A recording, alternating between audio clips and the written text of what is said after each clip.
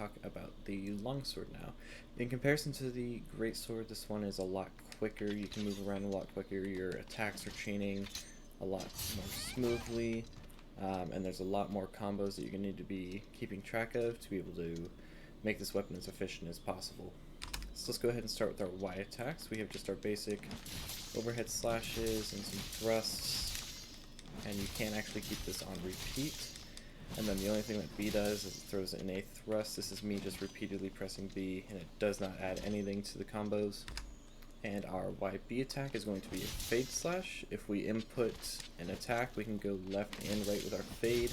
We cannot move forward with this attack at all. It is only back, left, or right. So let's go ahead and talk about our gauge. That is the red bar right now underneath our sharpness, and that is going to be the core mechanic in the longsword. So with our Y and B attacks, we're going to be able to build up our gauge. As you can see, it is full right now. So now that it's full, we're going to talk about our trigger attacks, because these trigger attacks are how you are going to use your gauge, and you cannot use all 4 of your trigger attacks unless you have enough gauge to do it. So our gauge is filled. Now we can use our Spirit Blade 1, 2, 3, and our 4th. So the thing to remember about our spirit combos is that you need the gauge to be filled with red to be able to use your trigger attacks, and then you also need to be able to hit your 4th Spirit Blade in order to upgrade to the next gauge level. So as you can see, my blade in game is now glowing white as well as my gauge. So that means I've upgraded to the next level of spirit gauge. So what I'm going to do is I'm going to keep going, I'm going to build up, and I'm going to do the exact same thing. Get into my spirit gauge. And as you can see, I missed that Spirit Blade 4, so I did not move up. I'm still white. So let's go ahead and get all the way back up. And something you'll notice I'm doing is that I'm using a fade slash and then jumping right into Spirit Blade 3. This is how I like to make my combos a little more fluid. I like to fade and then jump right back into the spirit combo. And as you can see, we just went from white to yellow and yellow to red. So we are now at the highest spirit gauge level, and this is going to be the highest amount of damage output we can do with the longsword with no other external buffs. So now that we have all of our basic moves out of the way, we're going to talk about our heavier hitting moves and how to use them, as well as what to do with our red gauge. So as you can see, we're at red right now. We do not need the inner gauge to be filled all the way up, but you will notice that the red outline around the gauge is actually depleting rather quickly, so we need to use our gauge before it runs out. Otherwise we're going to go back to yellow and it's going to be a wasted gauge.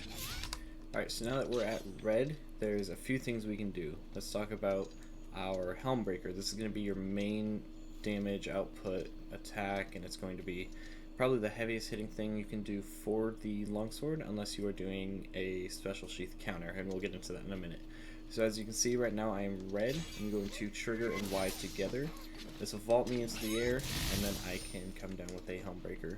You'll now notice that my gauge is glowing, and that means that it is passively filling on its own. So after you successfully hit a Helmbreaker, that's that thrusting attack we just saw.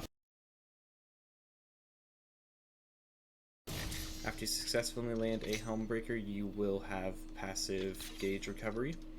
And the other way to do that is to activate your special sheath. So go in thrust, trigger an A, and now you are at this stance. At this stance, there's a lot of things to remember.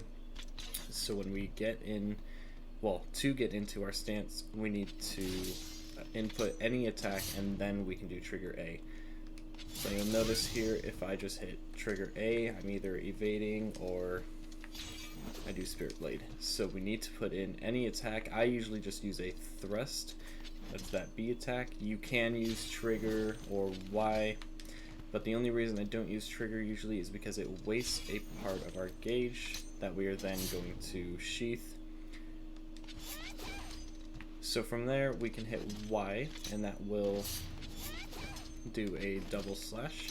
And this is an important move, because if you land this double slash on the monster, you'll notice that I am now glowing again and passively recovering our gauge. So back up to red, let's talk about the other special sheath move. So again, once you're here, you can now hit right trigger, and this is going to be a pretty important attack because it is a counter, meaning you can use it as you get hit by the monster and it will not do any damage to you.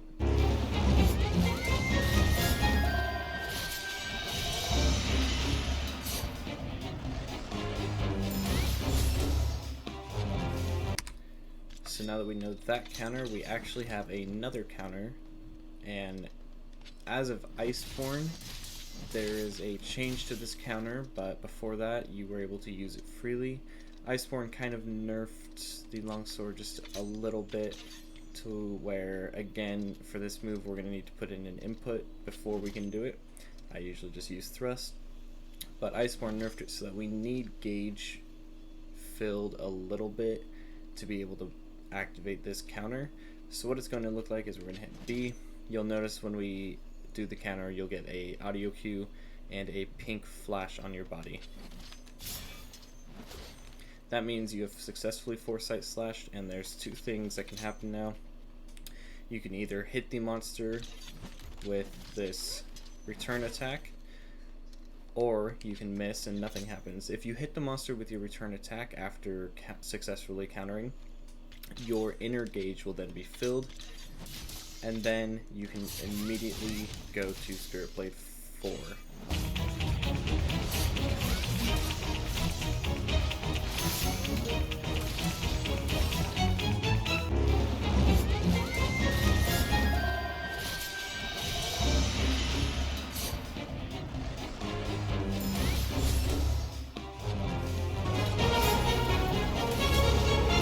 But now that we have all the moves out of the way, we have both of our counters, all of our special sheath, our basic attacks, and our helm splitter. Let's go ahead and talk about the weapon. I'm going to sneak this in here really quick because I forgot. If you are in your special sheath and you hit Y, it'll act as a counter. So if you time it perfectly, you will actually move through the attack and almost completely mitigate the damage done. And it is very useful for when you are stuck in your special sheath, since there's no other way to get out of it. So when we grapple with this weapon, it is a light weapon, so that means we are going to drop slinger ammo before we can tenderize it. So as you notice, it is not really streaked with white, that means it's not tenderized, but we do have some slinger ammo here we can pick up now and either throw at the monster or flint shot. If I grapple the same spot again, it is now tenderized. Sometimes you will get more slinger ammo, but tenderizing is the part we're looking for most of the time.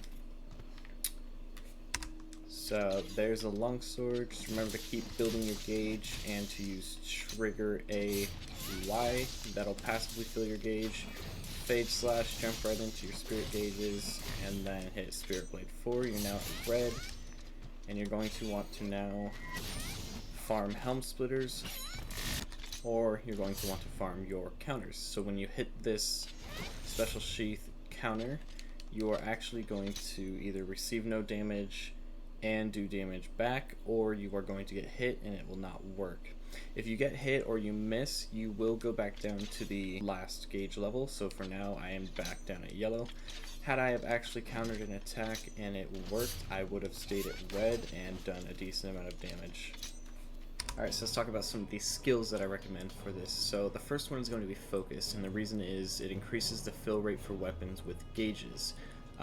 It does not have any charge attacks that will be affected by this skill, but it will increase the gauge fill rate by 5% at level 1 up to 20% at level 3, and it is definitely a helpful skill to have on your longsword, especially if you're fighting something that's running around a lot, because you're not going to be able to fill your gauge super easy. If it's always evading your attacks, then it's going to be pretty annoying. So having focus is just going to help you get your gauge back a little bit quicker. Quick Sheath is the other skill that I would recommend for longsword specifically, because it increases your weapon sheathing. On paper it doesn't sound like a very good skill to have, but when you consider the special sheath attacks for the longsword and how often and quickly you're going to have to be pulling them off to hit counters, this is a pretty important skill if you can build for it. Alright, now let's talk about Frostcraft. An aura of frost builds when your weapon is sheathed, raising attack wanes each melee hit or shot fired. So this is going to be extremely helpful for the longsword if you're going to pull off the special sheath counters, because while you're sheathed, you're actually going to build up attack that you were otherwise losing whilst attacking, and it's going to make that counter attack a lot stronger. So that is one strategy to use for the longsword using Frostcraft. This is the Velkhana set bonus, and it does work for both Velkhana Alpha Beta and the Gamma set for the Arc Tempered Velkhana. Let's go ahead and look at some gameplay.